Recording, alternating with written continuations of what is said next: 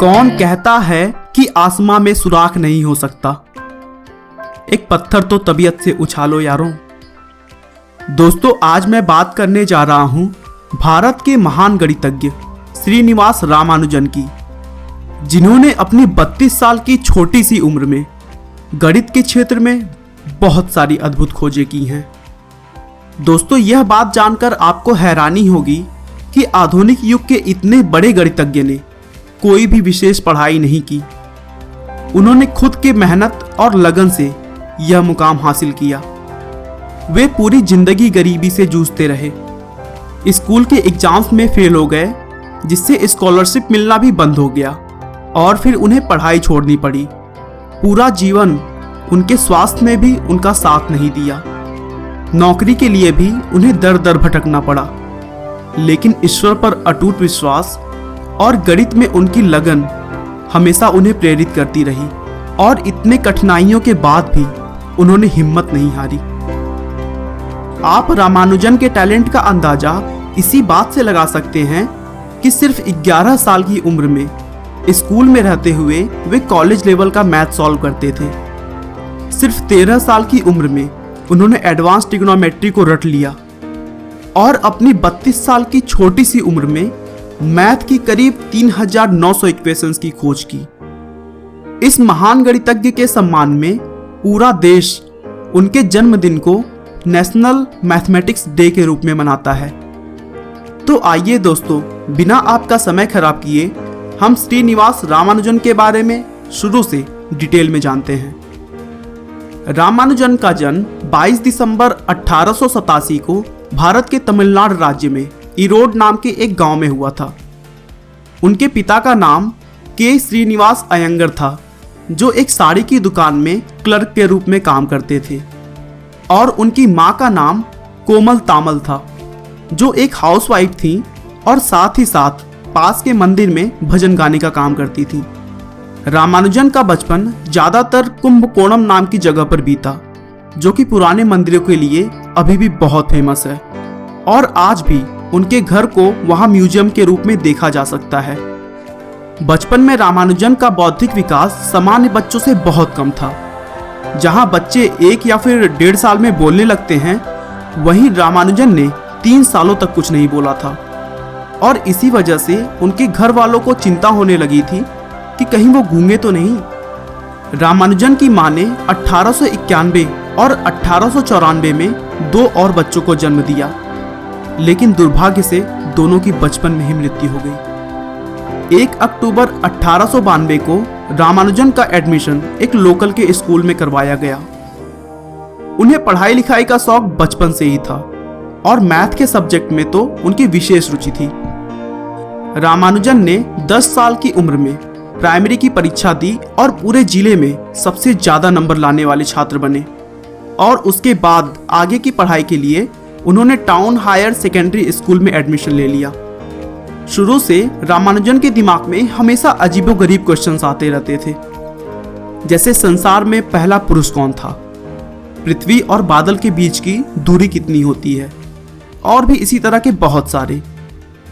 उनके प्रश्न उनके टीचर्स को कभी कभी बहुत अटपटे लगते थे और वे उनसे झल्ला उठते थे, लेकिन रामानुजन का स्वभाव इतना प्यारा था कि कोई भी उनसे ज्यादा देर तक नाराज नहीं हो सकता था।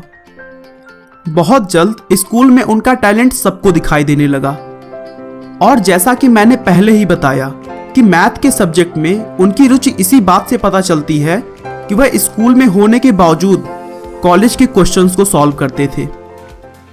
एक बार तो रामानुजन के स्कूल के प्रिंसिपल ने यह भी कहा कि स्कूल में होने वाली परीक्षाओं का लेवल रामानुजन के लिए लागू नहीं होता है, क्योंकि वह चुटकी में उन प्रश्नों को सॉल्व कर देते थे। हाई स्कूल की परीक्षा में अच्छे नंबर लाने की वजह से रामानुजन को सुब्रमण्यम स्कॉलरशिप मिली, जिससे उनकी आगे की पढ़ाई आसान हो गई। लेकिन आगे चलकर उनके सामने एक बहुत बड़ी परेशानी आई। रामानुजन मैथ को इतना ज़्यादा समय देने लगे कि वे दूसरे सब्जेक्ट्स पर ध्यान नहीं देते थे। यहाँ तक कि वे दूसरे सब्जेक्ट्स की क्लासेस में भी मैथ के क्वेश्चंस को सॉल्व किया करते थे, और नतीजा यह हुआ कि 11वीं की परीक्षा में वे मैथ को छोड़कर बाकी सभी सब्जेक्ट्स में फेल हो गए, जिसकी वजह से उनको स्कॉलरशिप मिलनी भी बंद हो गई। एक तो घर की आर्थिक स्थिति खराब और ऊपर से अब स्कॉलरशिप भी मिलनी बंद हो गई थी। रामानुजन के लिए यह एक बहुत कठिन समय था। उसके बाद घर की आर्थिक स्थिति को सुधारने के लिए उन्होंने मैथ की ट्यूशन लेनी शुरू कर दी।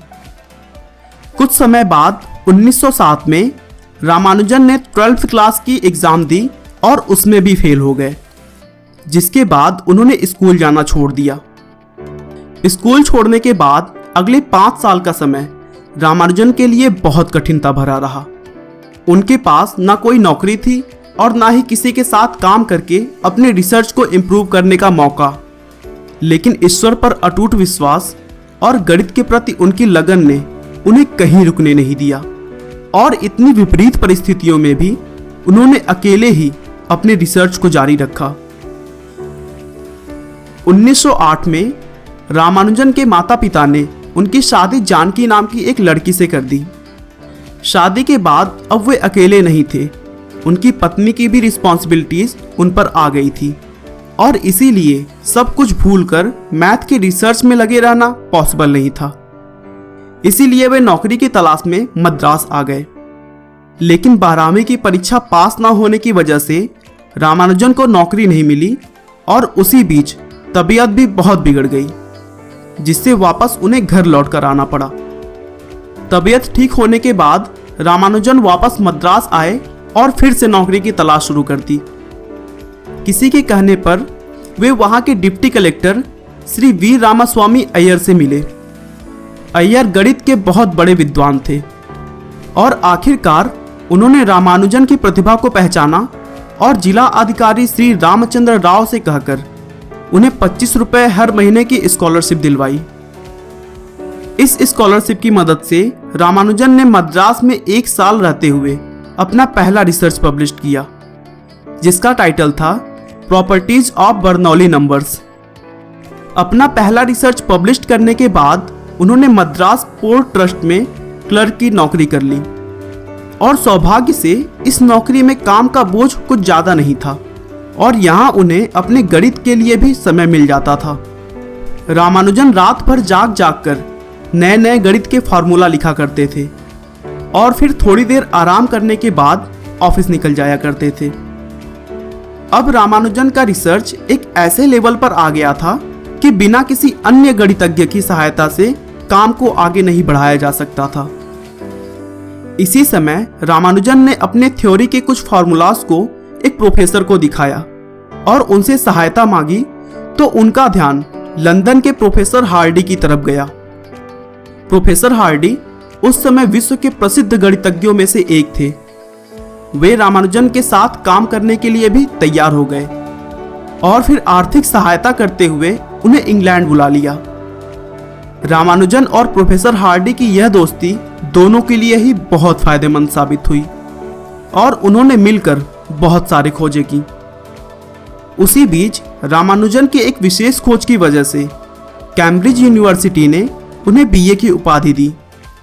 इसके बाद वहां रामानुजन को रॉयल सोसाइटी का फेलो बनाया गया।